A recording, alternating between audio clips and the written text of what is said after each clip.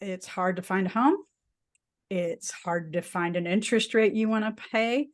So yeah, the cost of home ownership is definitely going up. It's keeping a lot of people out of the market. A lot of people don't want to move because they have a great interest rate and they'd have to move to someplace where they're going to pay more money for a home and a higher interest rate. And it's really hard to talk about how homes affect our health and our well-being and our climate when people just can't find a home. Just a pure basic, getting back to basics here. So I am really excited to bring a solution to you today. Someone I've known in the industry for quite some time.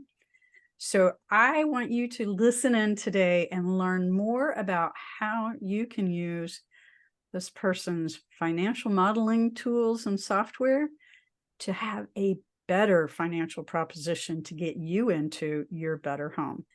Hey, y'all, it's Marla, the Green Home Coach, and I am back on Zoom Studio.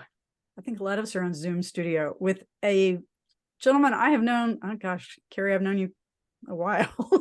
I'm not sure how long. It's been over 10 years, no doubt. I think you're right. But Kerry Langley, who I met, back when you were just getting the TCO program really going, and total cost of ownership, which is something so many of us talk about, and we still have an industry that is so first-time cost oriented.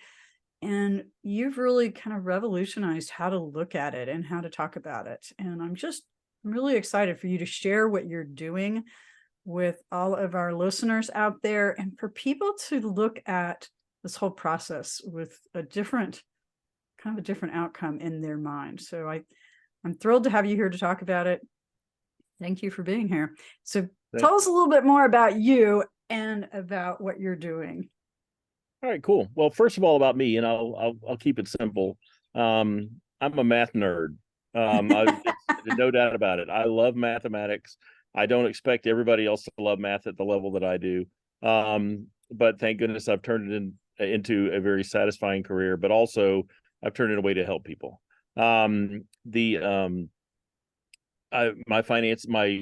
formal education is in finance. And I've been in the mortgage banking business for 38 years. So it's obviously stuck. And so basically in 2000, starting my career going through the big housing downturn in 2008, I primarily lent money to millionaires. I had the greatest job on the planet. Everybody I did business with was super successful. They all had a big smile on their face. And we did a lot of complex financial stuff, which is just something I just love. Right.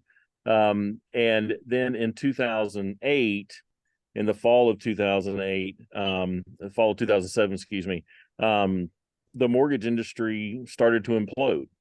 And the first part that imploded was the high end, my customer.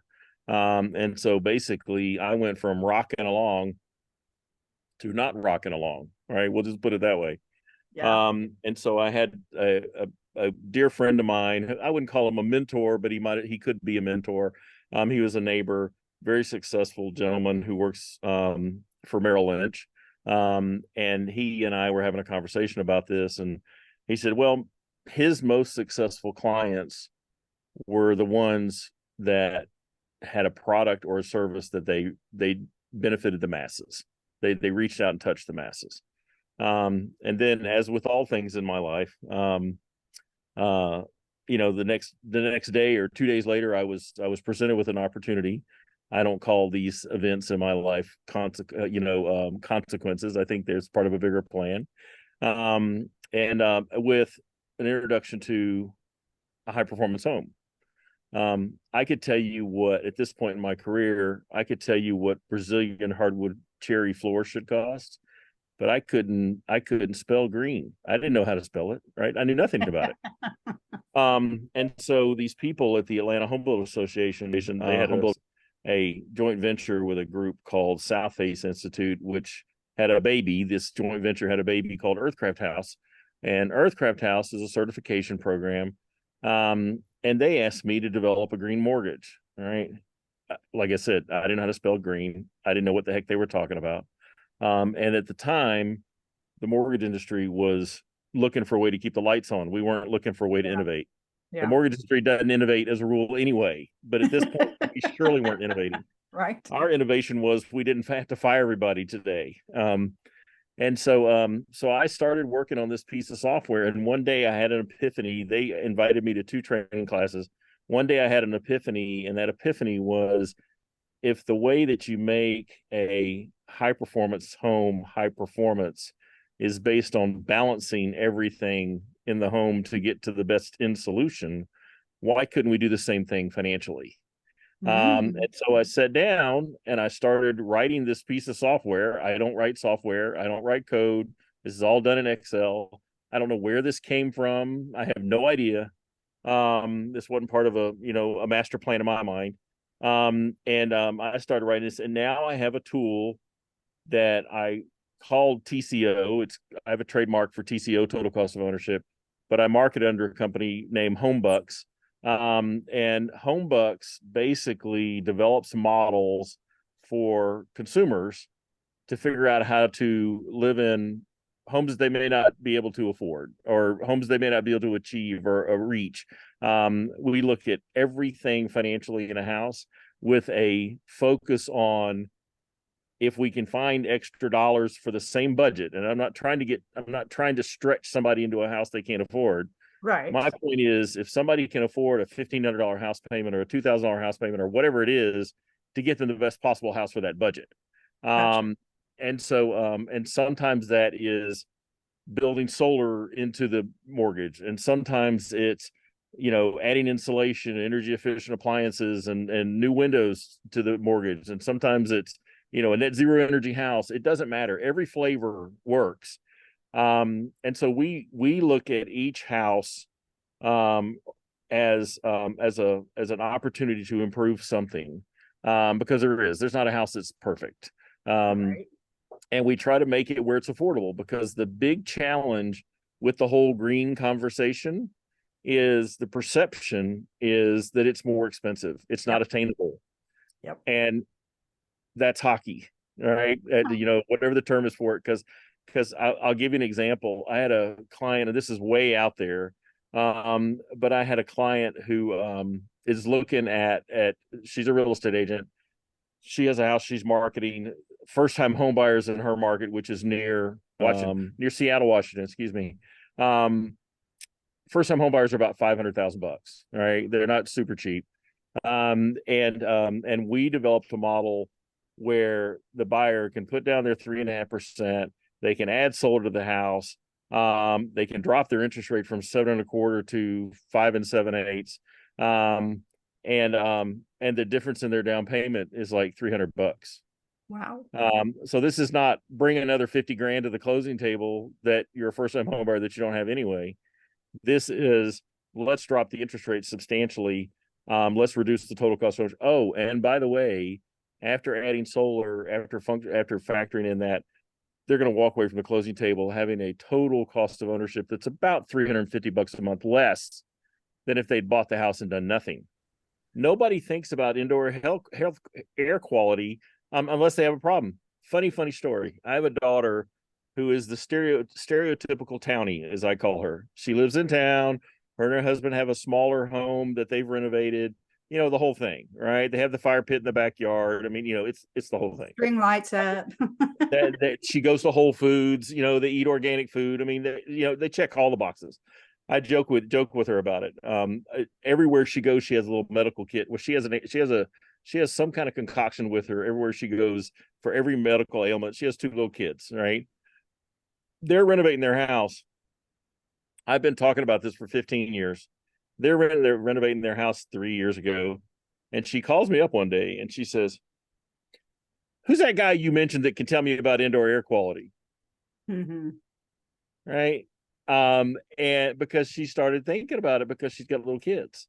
Yep. Right. And so it wasn't a conversation of, this is what it cost or whatever and all this stuff. And so, like I said, the little nuggets, by telling the story, the little nuggets that we plant, little seeds, they sprout every once in a while. They don't think about it to begin with, but they sure think about it, when somebody gets sick or somebody doesn't feel well, or, they find a bug or whatever. So. Well, And then the other big behavior, change in people's lives that we've seen that impacts both family, and it's a good crossroads for family and homes, is when you're starting a family.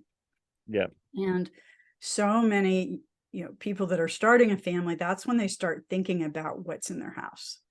And do I have chemicals on the floor that the baby's going to be crawling around in? Or do my cabinets put off gassing their stuff? So they start asking these questions, especially if they're doing a renovation or painting or stuff like that. And a lot of times they don't know most times I don't think they know what to do about it. Crazy enough, there's tons of resources. Then you've got the same issue as like, how do we pay for it? Or do we buy a new home? And then how do we pay for it? And, as we all know, babies aren't cheap. But we make it work. But and we've got so many families, young families, starter families, that are trying to find where they're living. And it seems like they're the ones that are being impacted at a very great rate with all this housing crisis that we're going through. Right. Yeah. Well, funny story when you talk about that. My mom is 90. I guess she's 91. Anyway, it doesn't matter. She's been around for a while. And my parents got divorced when I was very young. And my mom worked for the federal government for 40 years. I mean, auditing travel expense reports, right? For 40 years. My God, would that make you crazy? Right. But the point is, she told me when she got that job, when we were little, she bought a package of 12 paper bags, and she used those 12 paper bags for 40 years, that same package of 12 paper bags. I'd throw the bag away every day. All right. But she brought them home. She folded them up, brought them home. She put them back in the pantry that we had in our house. I don't know what she did, before we lived in that house, because it really didn't register to me. But and that is, even though that's a little bit extreme on the miserly side, but the whole point is, I don't know what it would have cost if she bought, $1 of paper bags every week. You can buy stuff that depreciates, or you can buy assets that appreciate. And I'm a firm believer in one real simple mantra, and this is what I push when I'm working with my clients, is you go to work every day, you work hard, you bring home whatever you bring home, and you got a choice. You can either make your landlord rich, or you can make yourself rich. And if you're going to make yourself rich, let's figure out the way to do that the most efficient way possible. So explain to us kind of at a high level how this model works, how this whole process works. Well, it's real simple. How does the model work? It's simple and it's complex, but basically what it does is we take a look at everything. We look at the cost, the price of the house. We look at how the contract is written, how the performance of the home is today, because we would in an ideal world have everybody get an energy audit. That is unrealistic. I get it. But the whole point is there may be some opportunities there, but we gather all the data. And most lenders, right, because I'll compare myself to everybody else, most lenders are looking to provide the consumer with three things. Here's your down payment. And when I say down payment, your down payment and your closing costs. So your cash at closing. Here's your investment in the property. Here's your monthly payment, and here's your interest rate. Right? That's what they look to give them. And this is the entire mortgage industry. 400,000 people that do this every day. Right? Our model is different. Our model takes a look at everything, and we look at total cost of ownership. I talked to somebody today, and I show them three options. I say, we can do nothing in the house, and you can forget you ever met me, and you can pay 7.5% for the rest of your life until you pay $10,000 to refinance it down the road. That's option number one. Option number two is, let's beat up on just the financial piece, because I can beat up on the financial piece. I can probably optimize. I use the word manipulate, but some people think that's negative. So I can optimize the numbers, and I can probably get anybody down, I don't know, 0.25% in their interest rate, right? Okay. It's going to save you a little bit of money. It's not going to change your life. Right. And so we can do that. Or looking at it from a holistic standpoint and looking at it from a total cost of ownership, I can drive down your interest rate about 1 to 1.5%, as long as we do some good work in the energy efficiency piece. Okay, y'all, check out the magic, especially if you're in the home buying market. See how Kerry and his magic tool can help you out. Kerry, thank you, thank you, thank you. It is so good to reconnect with you and to learn about this new magic that you've added to all your smartness. And everybody out there, have a great green day, and we'll see you next time.